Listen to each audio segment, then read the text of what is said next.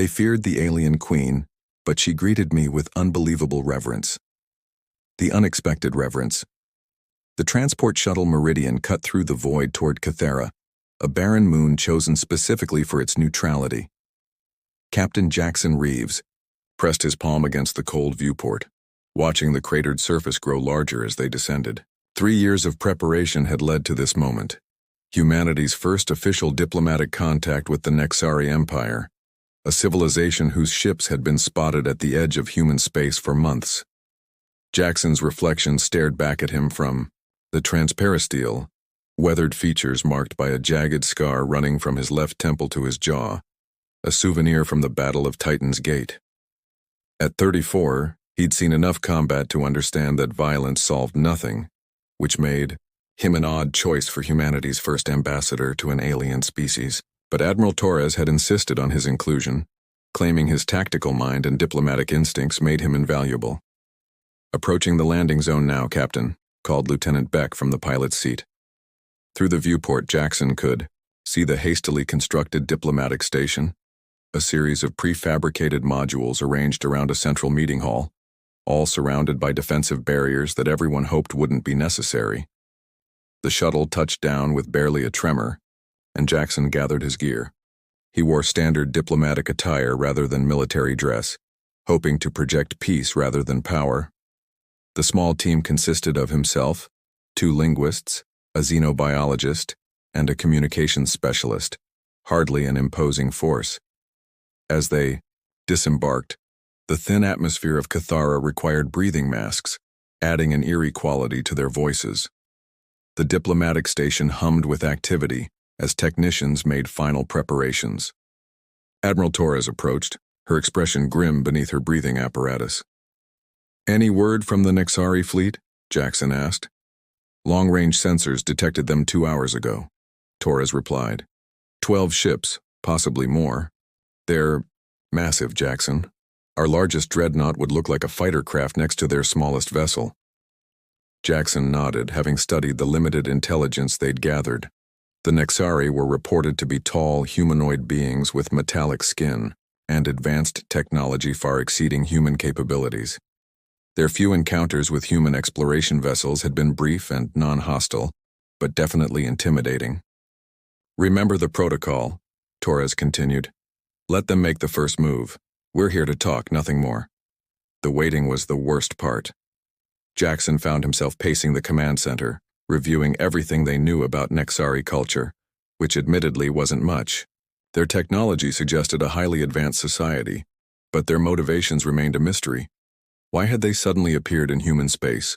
What did they want? "Sir, we're detecting massive energy signatures." The communications officer's voice cracked with tension. Multiple contacts dropping out of hyperspace. Through the station's main viewport, space itself seemed to tear open as enormous vessels materialized. The Nexari fleet was unlike anything humanity had ever built. Sleek, organic-looking ships that seemed to flow rather than fly through space. Each vessel pulsed with an inner light, like living creatures rather than mechanical constructs. "By the stars," someone whispered. The largest ship, easily 3 kilometers long, moved with impossible grace for something so massive. It positioned itself directly above the diplomatic station, casting the moon's surface in shadow. Smaller vessels, spread out in a protective formation, their hulls shimmering with what appeared to be adaptive camouflage. "Incoming transmission," announced the communications specialist. It's in perfect standard." Admiral Torres straightened. "Put it through." The voice that filled the command center was unmistakably feminine, with a melodic quality that seemed to resonate in Jackson's chest. "Human representatives of Earth, I am Empress Thyra Valdris of the Nexari Empire. I come seeking audience with the one called Jackson Reeves." Shocked silence filled the room. How did they know his name? Jackson stepped forward, his mind racing. "This is Captain Jackson Reeves. I'm honored by your presence, Empress Thyra." "The honor is mine, Captain. I request permission to meet face-to-face on the surface. I will bring only a small escort." Torres grabbed Jackson's arm. "This could be a trap. Why do they specifically want you?" "Only one way to find out," Jackson replied, though his pulse quickened. Empress, we welcome a meeting. The diplomatic station is prepared for your arrival. I shall descend within the hour. Prepare yourself, harbinger of stars. The transmission ended, leaving everyone staring at Jackson. Harbinger of stars? The title meant nothing to him, but clearly held significance for the Nexari. Exactly 1 hour later, a single Nexari vessel descended toward the landing pad. It was smaller than the massive warships, but still dwarfed human shuttles, its hull rippling with patterns of light that seemed almost hypnotic. As it settled on the reinforced platform, the station's sensors registered energy readings that made their most advanced reactors look primitive. A section of the alien ship flowed open like liquid metal, revealing an interior bathed in soft, blue-white light. The first figure to emerge took Jackson's breath away. Empress Thyra Valdris stood nearly 8 feet tall, her form elegantly proportioned despite her imposing height. Her skin appeared to be living silver, marked with intricate crystalline patterns that pulsed with inner light. She wore flowing robes that seemed to be cut from starlight itself, and her face, while clearly alien, possessed a beauty that transcended species. Her eyes were the most striking feature, deep pools of swirling galaxies that seemed to hold infinite wisdom. Behind her came 6 guards, each nearly as tall and imposing as their empress. They moved with fluid precision, their weapons holstered but clearly advanced beyond human understanding. One of them, distinguished by additional crystalline markings across his face, appeared to be their commander. The human delegation waited in the station's main airlock, breathing apparatus in place. Jackson stood at the front, fighting to maintain composure despite the magnitude of the moment. This was humanity's future walking toward them. As the airlock cycled and the Nexari delegation entered, Jackson got his first close look at beings from another world. The Empress moved with impossible grace, each step deliberate and purposeful. Her guards flanked her protectively, their strange, beautiful faces alert for any threat. Captain Jackson Reeves, Empress Thyra spoke, her voice somehow carrying perfectly through the station's atmosphere despite the obvious differences in their physiology. At last we meet. Jackson stepped forward, offering what he hoped was an appropriate greeting gesture. Empress Thyra, on behalf of humanity, I welcome you to... He never finished the sentence. Without warning, Empress Thyra dropped to one knee. Before him, her head bowed low in what could only be described as reverence. The crystalline patterns in her skin flared brilliant white, and she spoke in a voice filled with awe. Blessed be this moment. The prophecy spoke true. You have come, as it was foretold.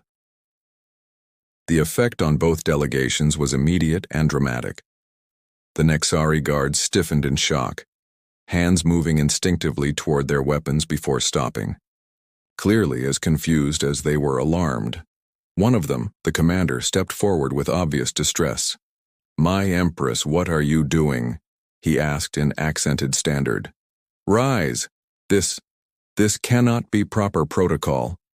But Thyra remained kneeling, her galaxy-deep eyes fixed on Jackson's face. Commander Zeph, you do not understand.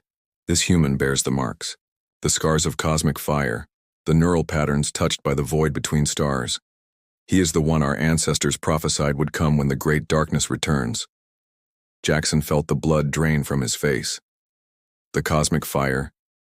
Did she mean the solar storm that had nearly killed him during the Titan's Gate battle?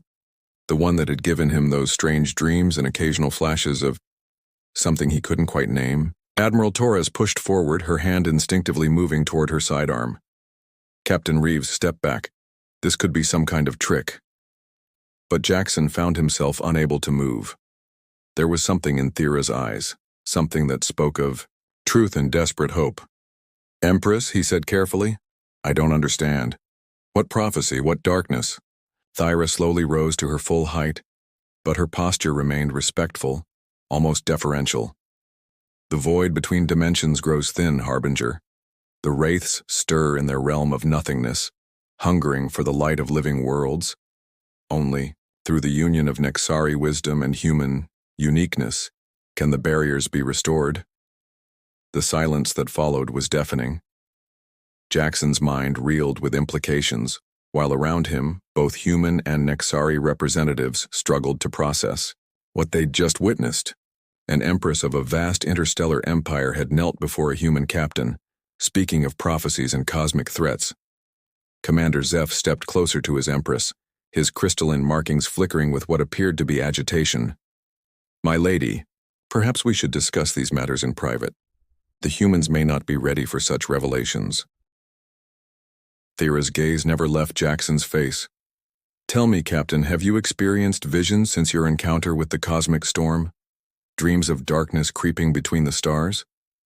Jackson's breath caught. How could she possibly know about the dreams that had haunted him for 3 years? The nightmares of writhing shadows consuming entire solar systems, of screaming void-touched entities that hungered for the warmth of living worlds? Yes, he admitted, ignoring Admiral Torres's sharp intake of breath. "But how do you know? About the storm?" "Because it marked you," Thyra said simply. "The cosmic energies rewrote portions of your neural pathways, creating patterns that resonate with our most ancient technologies. You alone among your species can interface with the stellar nexus, the device our ancestors built to maintain the barriers between dimensions." The weight of her words settled over the assembled diplomats like a shroud. Jackson felt destiny pressing down on him, a burden he'd never asked for but apparently couldn't escape. Around him, he could see the fear and confusion in human faces. While the Nexari guards looked between their kneeling empress and the unremarkable human captain she claimed was their salvation. "This is madness," Admiral Torres muttered. "Prophecies? Interdimensional threats? Captain Reeves is a good officer, but he's not some cosmic chosen one." Thyra's crystalline patterns flared briefly, perhaps in response to the challenge. "Doubt if you must, Admiral, but the signs are unmistakable. Your Captain Reeves survived energies that should have destroyed him, energies that have prepared his mind for what must come. Will you deny the evidence of your own sensors? The cosmic storm that struck your fleet at Titan's Gate was no natural phenomenon." Jackson's head spun as pieces of a puzzle he'd never known existed began falling into place. The storm had indeed been unusual, appearing seemingly from nowhere and disappearing just as mysteriously. The fact that he'd survived direct exposure had baffled medical experts for years. "What exactly are you proposing?" he asked, his voice steadier than he felt.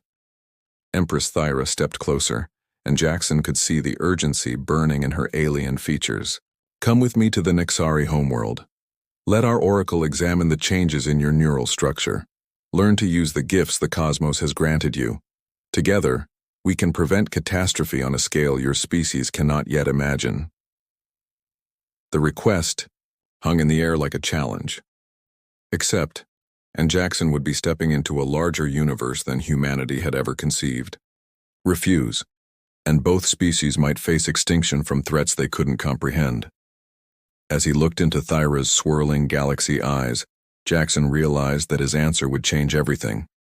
Not just for himself, but for the future of two civilizations, standing at the crossroads of destiny. The choice was his to make. The prophecy revealed. The journey to the Nexari homeworld aboard Empress Thyra's flagship Celestial Dawn took 3 days through hyperspace corridors that bent reality itself. Jackson spent most of that time in what the Nexari called a neural preparation chamber, a crystalline pod that somehow attuned his storm-altered brain patterns to their technology.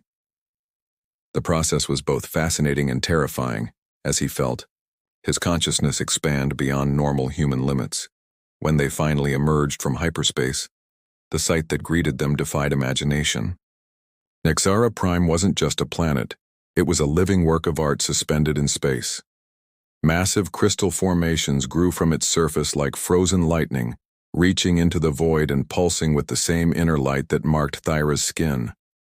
Cities flowed across the landscape in organic curves, their spires twisting upward in spirals that seemed to dance with the planet's magnetic field.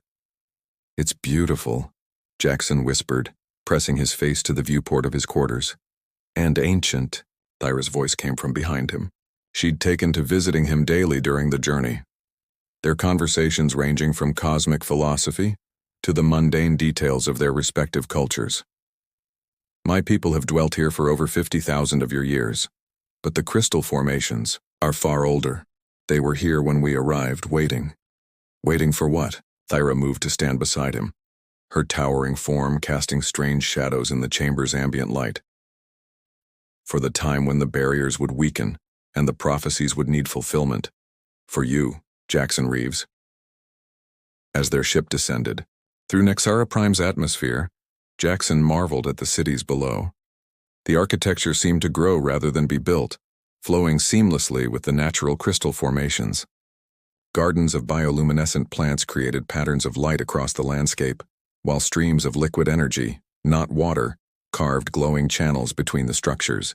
They landed at the base of the largest crystal formation, a massive spire that reached into the clouds and beyond. The structure pulsed with deep blue light, each pulse synchronized with what sounded like a planetary heartbeat. Nexari citizens had gathered to witness their empress's return, their crystalline markings creating a constellation of lights across the landing field. "They're here to see you," Thyra explained as they disembarked. "Word has spread that the Harbinger of Stars walks among us." Jackson felt uncomfortable under their collective gaze. Hundreds of alien faces turned toward him, their expressions ranging from curiosity to awe to barely concealed skepticism. He was acutely aware of his human frailty among these graceful, powerful beings. Commander Zeph approached, his posture formal but his crystalline markings flickering with concern. "My Empress, the High Oracle awaits in the sanctum. However, I must advise caution.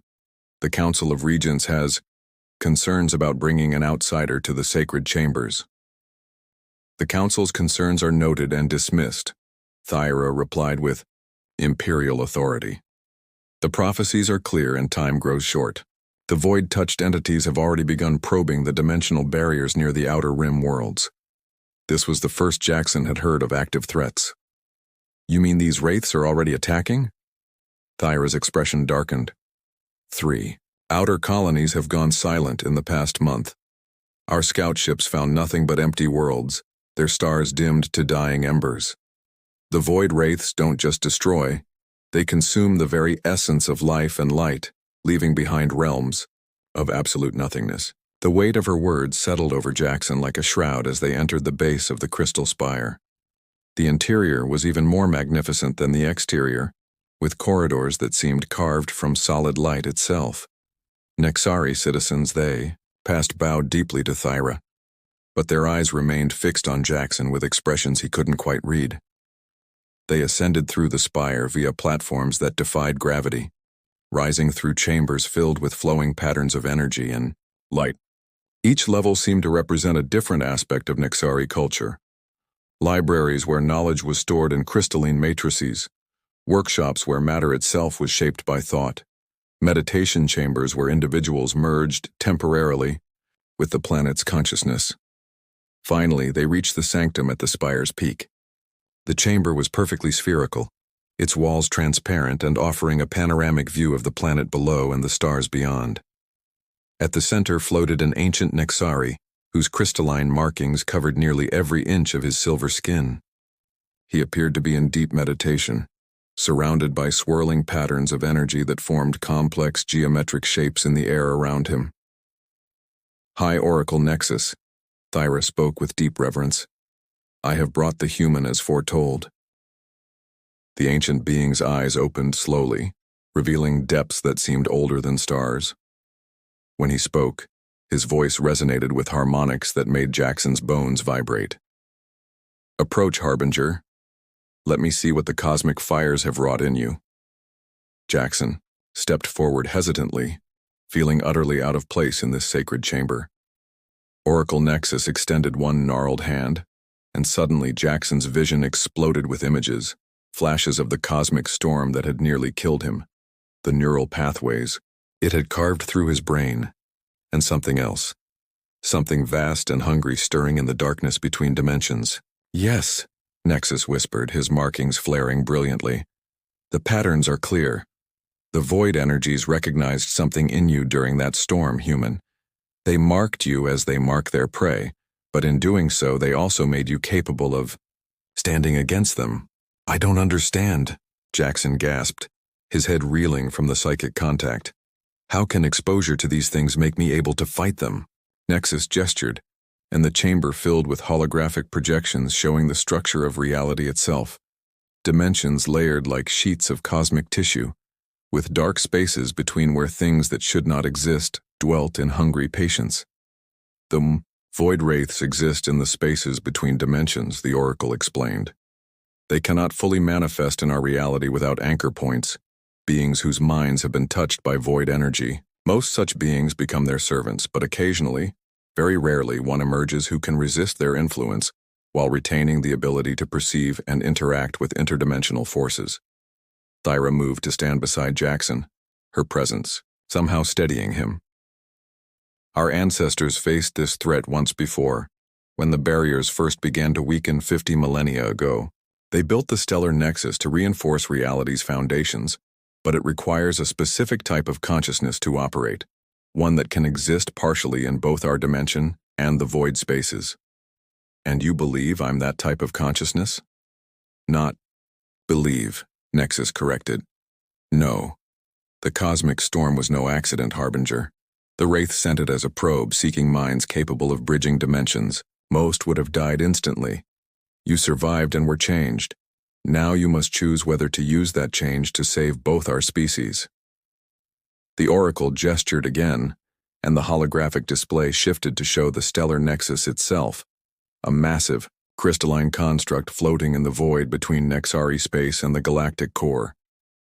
Even in the projection, Jackson could sense its immense power and the delicate complexity of its construction. The nexus has been dormant for centuries, Thyra explained. Without a proper operator, it can only maintain basic dimensional stability, but the barriers grow weaker with each passing year, and soon even that will not be enough.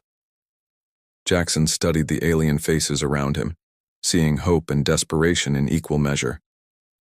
What exactly would I need to do? Neural interface with the Nexus core. Nexus replied. Your consciousness would temporarily merge with the construct's crystalline matrix, allowing you to perceive dimensional weak points and reinforce them. The process is challenging. Previous operators rarely survived more than a few sessions. The words hit Jackson like a physical blow. You're asking me to die for civilizations I barely understand. No, Thyra said firmly, her hand touching his shoulder. We're asking you to live for them. The neural interface won't kill you. It will change you, make you more than either human or Nexari. You would become something new, a bridge between species and dimensions.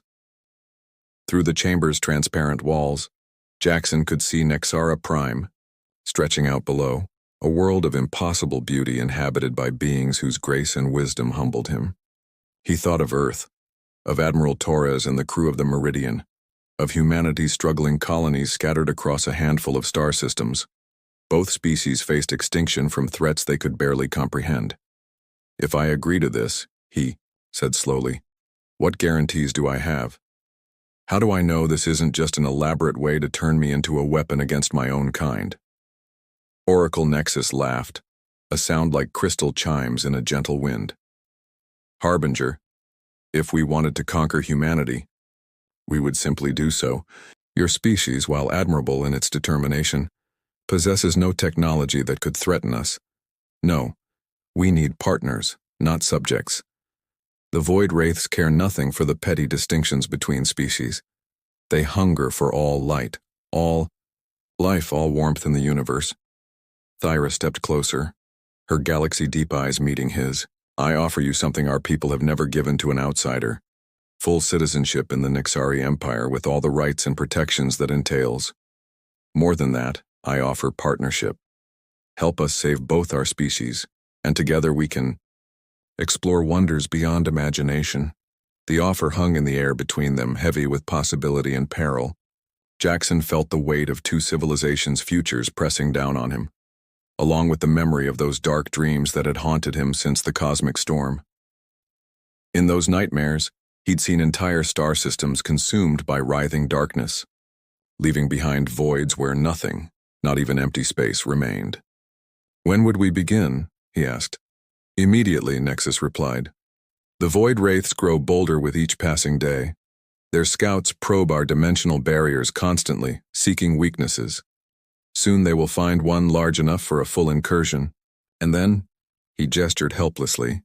Jackson closed his eyes, thinking of home. Earth seemed so small and fragile from this perspective, a blue-green jewel suspended in an ocean of hostile infinity.